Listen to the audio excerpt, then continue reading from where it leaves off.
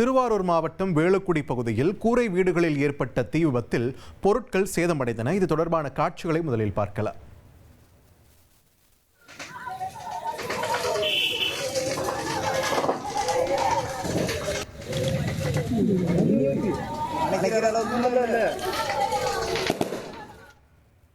தொடர்ந்து கூடுதல் தகவல்களோடு இணைகிறார் எமது செய்தியாளர் மணிகண்டன்.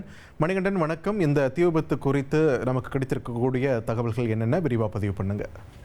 வணக்கம். திருவாரூர் மாவட்டம் கூத்தாநல்லூர் வட்டத்துக்குட்பட்ட வேலுக்குடி மெயின் ரோடு பகுதியைச் சேர்ந்தவர் அமுதா, வயது 60. தனது கணவர் இறந்த நிலையில் அமுதா தனியாக கூரை வீட்டில் வசித்து வருகிறார். இவர் 20க்கும் மேற்பட்ட ஆடுகள் வீட்டின் அருகே கொட்டகை அமைத்து வளர்த்து வருகிறார். மேலும் அமுதாவின் மகன் ரவிச்சந்திரன் இவர் வீட்டின் அருகாமையில் கூரை வீட்டில் தனது மனைவி மாலதி மற்றும் சிவன்யா, மௌனியா, சௌமியா என்ற 3 மகளோடு வசித்து வருகின்றனர். இந்த நிலையில் நேற்று நள்ளிரவு உறங்கிக் கொண்டிருக்கும் நேரத்தில் திடீரென அமுதாவின் வீட்டில் தீப்பிடித்து எரிந்துள்ளது.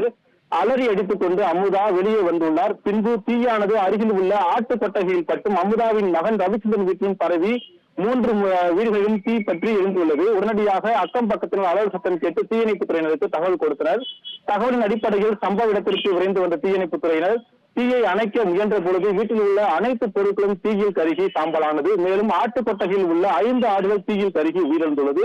மேலும் ரவிச்சந்திரன் மகள்கள் 3 பேரும் டிஎன்பிசி அரசு தேர்வுக்கு தயாராகி வந்தனர். அவர்களது பள்ளி, கல்லூரி சான்றிதழ் அனைத்தும் தீயில் கருகி சேதமானது. மேலும் இந்த சம்பவம் குறித்து கூத்தாநல்லூர் போலீசார் வழக்கு பதிவு செய்து விசாரணை மேற்கொண்டு வருகின்றனர்.